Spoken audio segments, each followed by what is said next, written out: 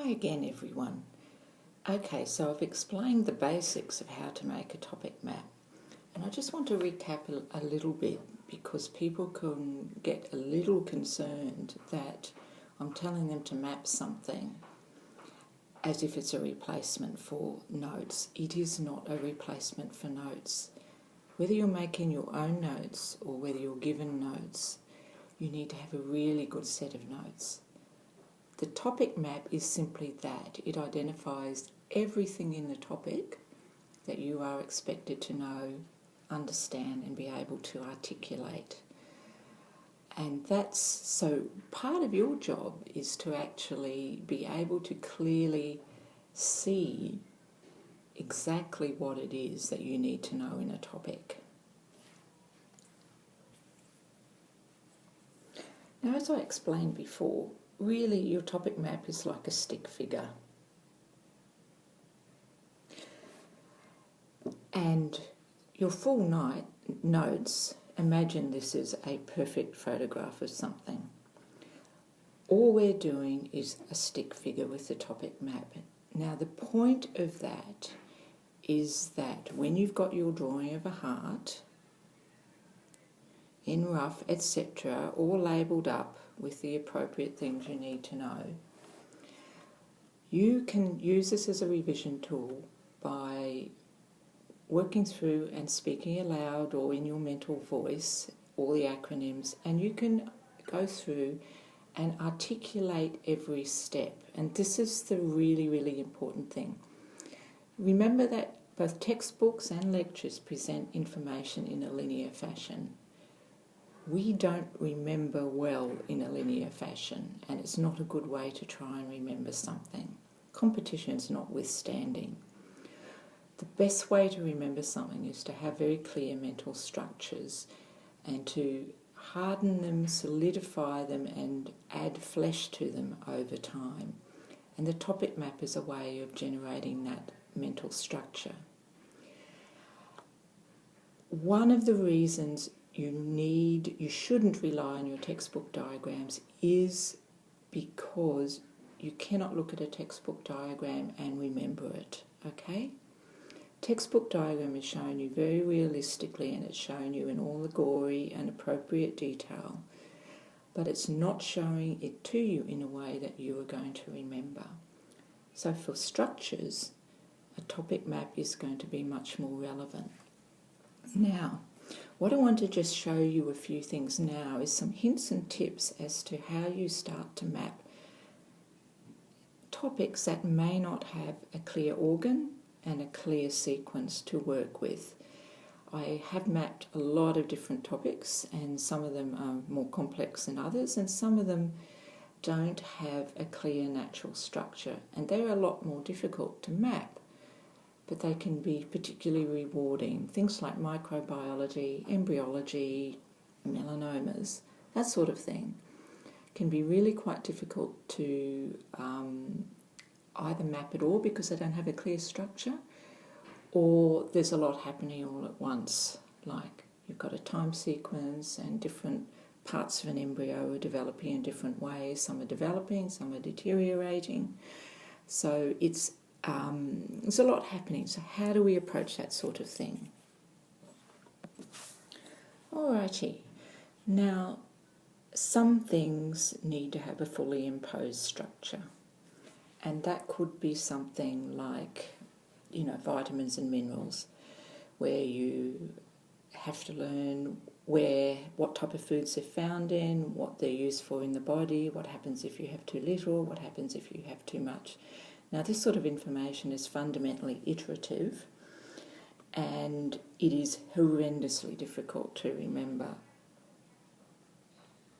Now, what you can do on your little A4 sheet is have your person,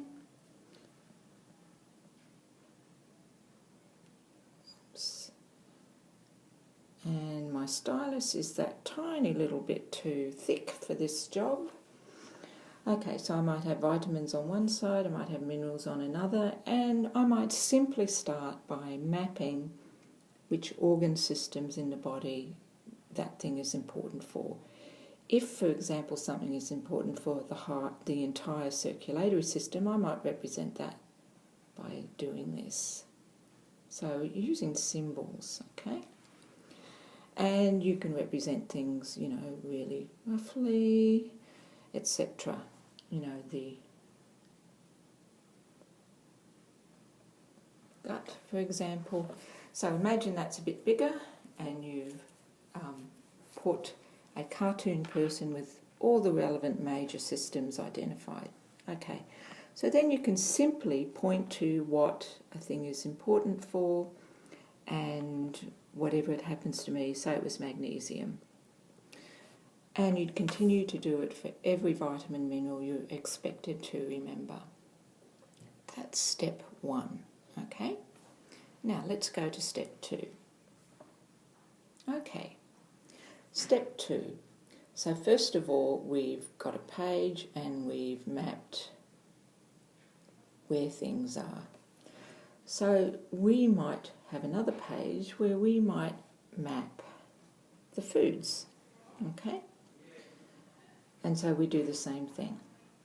A series of foods, and we'd have, okay? Then we might have another map. So I'm sure I don't need to draw some foods for you. You know what I mean? Carrots, apples, vegetables, grains, meat, etc. Okay. Now, when you get to the more detailed effects of what they're important for, you can begin to show organ systems or glands or whatever in a bit more detail. What you want to do is to cluster things. So this is really about commonalities. If you have a series of vitamins and minerals that are really important for heart health or for gut health, then you need to somehow represent them all together. The idea for this sort of topic is that what's essentially a very repetitive, iterative thing begins to develop a structure in your head at various levels and from various angles that lets you more easily begin to add the detail to those existing structures. But in this case, you're very much adding the structure yourself rather than looking for another sort of structure. Okay, now what I'm going to look at next is some of the more medical topics where the structure is coming out of the material, but it can be at times a little hard to find. Okay, those hard to find structures. Okay, now one thing I did recently with some students is that we were looking at melanomas, or I should say they were looking at melanomas. I was looking at how the information was structured. And we did find it a little difficult. So what we actually did was part of the thing was a plot where we showed the type of, and we labelled the type of skin thing. It was a nevy, I believe. And we could show the above ground, so to speak, appearance and also the below ground appearance. And we could label, so we could label the name of this type, but also if there was a specific thing here, then we could label that. Again, all acronyms. And so what we had was we had a scale which went from the more benign ones to the really bad ones. And so we were getting, I guess you'd call the clinical characteristics put on there as much as anything else. Now, with this sort of thing, you won't have one map for the entire lecture. What you're going to be doing is really having a number of maps that are going to let you encapsulate the different focus areas that the lecture is including, but where you may get it with one example after another. So with this sort of thing, it's a really good idea to explore for a little while and think, well, how do I make sense of this lecture? What are we focusing on? And I'm a big believer in scribbling get some scrap paper and scribble.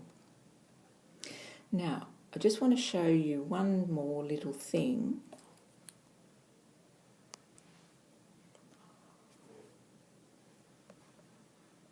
Now, another example might be actually having a table of, for example, antibiotics, and plotting which microbes and which antibiotics have, I guess you'd call it, a useful relationship.